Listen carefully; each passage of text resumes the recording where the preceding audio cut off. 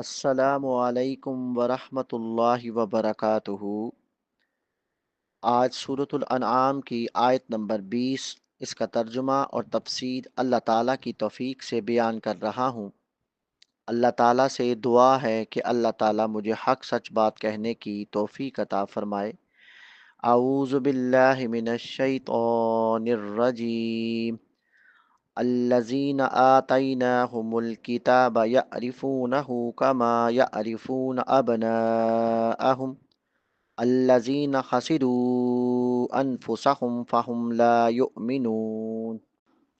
الذین، وہ لوگ جو آتیناہم، دی ہم نے جن کو، الکتاب، کتاب، یعرفونہ، یعرفونہ، وہ پہچانتے ہیں اس کو، کما، جیسے، یعرفون، وہ پہچانتے ہیں، ابناءہم، اپنے بیٹوں کو، الذین، جن لوگوں نے، خسروا، خسارے میں ڈالا، انفسہم، اپنی جانوں کو، فہم، تو وہی، لا یؤمنون، نہیں وہ ایمان لاتے۔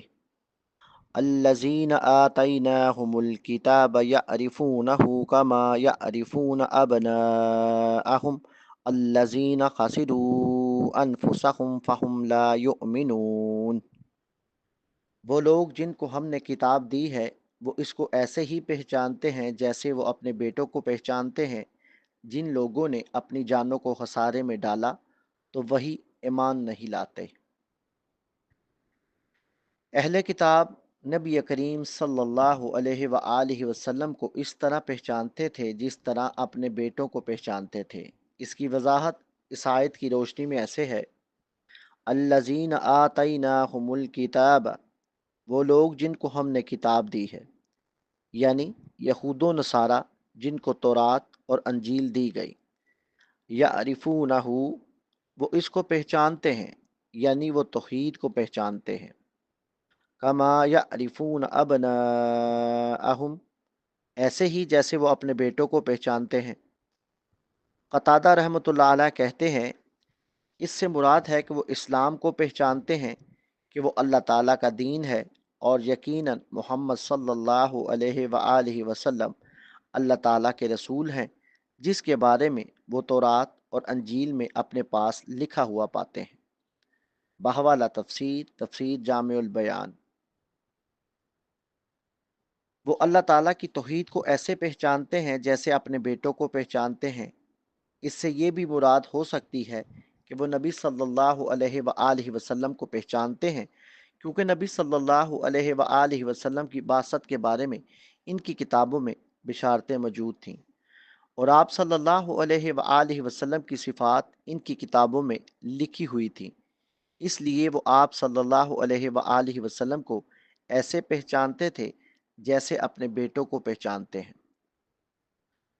الذین خسروا انفسہم، الذین خسروا انفسہم، جن لوگوں نے اپنی جانوں کو خسارے میں ڈالا۔ وہ لوگ جنہوں نے اپنے آپ کو ہلاک کیا اور محمد صلی اللہ علیہ وآلہ وسلم کے رسول ہونے کا انکار کر کے جہنم میں اپنے آپ کو گرایا۔ جس ایمان اور توحید کے لیے انہیں پیدا کیا گیا تھا انہوں نے اپنے آپ کو اس سے محروم رکھا تو اللہ تعالیٰ نے انہیں اپنے فضل سے محروم کر دیا۔ فہم لا یؤمنون، تو وہی ایمان نہیں لاتے۔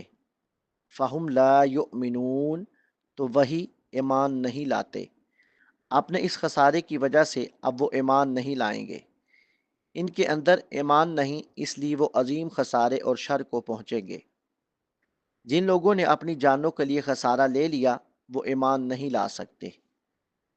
جن اہل کتاب نے تحقیقات کی اور دین کو قبول کرنے کی بجائے دین کو بگاڑنے میں کوشاں رہے وہ ایمان نہیں لا سکتے۔ اے اللہ تیری توفیق سے آج سورۃ الانعام کی آیت نمبر 20، اس کا ترجمہ اور تفسیر بیان کی۔ اے اللہ اس کو اپنی بارگاہ میں قبول و منظور فرما۔